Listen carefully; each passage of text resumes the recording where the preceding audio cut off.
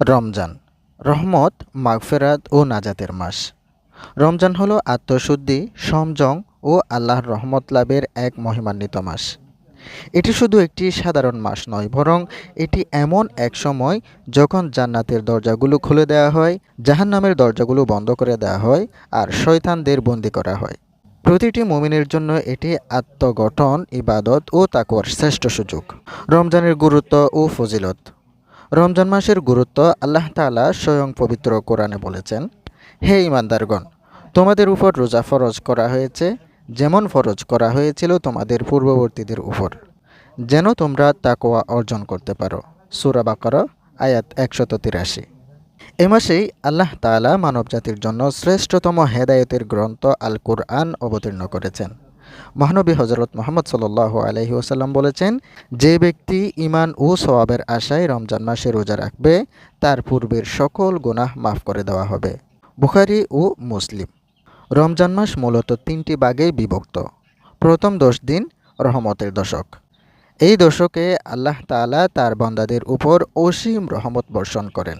প্রথম দশকের দোয়া হলো, রব্বিগফির ওয়ারহাম ওয়া আনতা খৈরুর রাহিমিন, অর্থাৎ হে আল্লাহ, আমাকে ক্ষমা করুন ও দয়া করুন, আপনি সর্বশ্রেষ্ঠ দয়ালু। দ্বিতীয় ১০ দিন মাগফিরাতের দশক। এই সময় আল্লাহ তাআলা তার বান্দাদের গুনাহ ক্ষমা করেন, যদি তারা সত্যিকারের তওবা করে।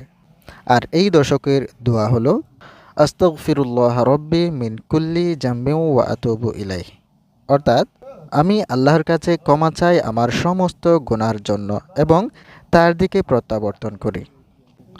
শেষ ১০ দিন নাজাতের দশক। এই সময়ে আল্লাহ তার বান্দাদের জাহান্নাম থেকে মুক্তি দেন। এই দশকের সবচেয়ে গুরুত্বপূর্ণ সময় হলো লাইলাতুল কদর, যা হাজারো মাসের চেয়েও উত্তম। আর এই দশকের দোয়া হলো, আল্লাহুম্মা ইন্নাকা আফুউন তুহিব্বুল আফওয়া ফা'ফু আন্নি, অর্থাৎ হে আল্লাহ, আপনি ক্ষমাকারী, ক্ষমা করতে ভালোবাসেন, তাই আমাকে ক্ষমা করে দিন। রমজানের আর্থিক শিক্ষা। রমজান কেবল রোজা রাখার নাম নয়, এটি আমাদের জন্য আত্মসংযম, ধৈর্য ও আত্মনিয়ন্ত্রণের প্রশিক্ষণ। আমরা ক্ষুধার্ত থাকি, তৃষ্ণার্ত থাকি, তবু আমাদের নৈতিক চরিত্রে পরিবর্তন আনার চেষ্টা করি। রমজানের মাধ্যমে আমাদের কিছু গুরুত্বপূর্ণ শিক্ষা। সংযম ও ধৈর্য। খাবার ও পানীয় থেকে বিরত থাকার মাধ্যমে আমরা ধৈর্যশীল হতে শিখি। তাকওয়া ও আল্লাহ ভীতি। আমরা বুঝতে পারি আল্লাহ আমাদের প্রতিটি কাজ দেখছেন। গরিব দুঃখীদের অনুভব। ক্ষুধার যন্ত্রণা অনুভব করে আমরা দরিদ্রের কষ্ট বুঝতে পারি ও দানশীল হতে শিখি। সদাচরণ ও ভালো ব্যবহার। রমজানে গীবত, মিথ্যা, পরনিন্দা থেকে বিরত থাকতে হয়, যা আমাদের নৈতিক উন্নতির পথ প্রশস্ত করে।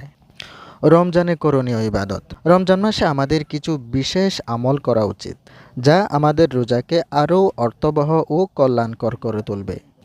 ১. ৫ ওয়াক্ত নামাজ কায়েম করা। ২. তারাবিহ নামাজ আদায় করা। ৩.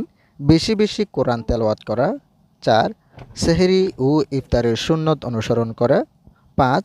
দান সদকা করা ও গরিবদের সাহায্য করা। ৬. লাইলাতুল কদরের রাতে ইবাদতে মগ্ন থাকা। ৭. অশ্লীল কথা ও কাজ থেকে বিরত থাকা। রমজানের শেষও আমাদের করণীয়। রমজান মাস দ্রুতই শেষ হয়ে যায়, তাই আমাদের উচিত এই সময়কে যথাযথভাবে কাজে লাগানো। কারণ কে জানে আগামী বছর আমরা রমজান পাবো কিনা। আসুন আমরা এই মাসকে যথাযথ মূল্যায়ন করি, গুনাহ থেকে দূরে থাকি, বেশি বেশি ইবাদত করি এবং নিজেদের পরিশুদ্ধ করি। আল্লাহ যেন আমাদের রোজা ও ইবাদত কবুল করেন এবং জান্নাতের সর্বোচ্চ মর্যাদা দান করেন। আমিন।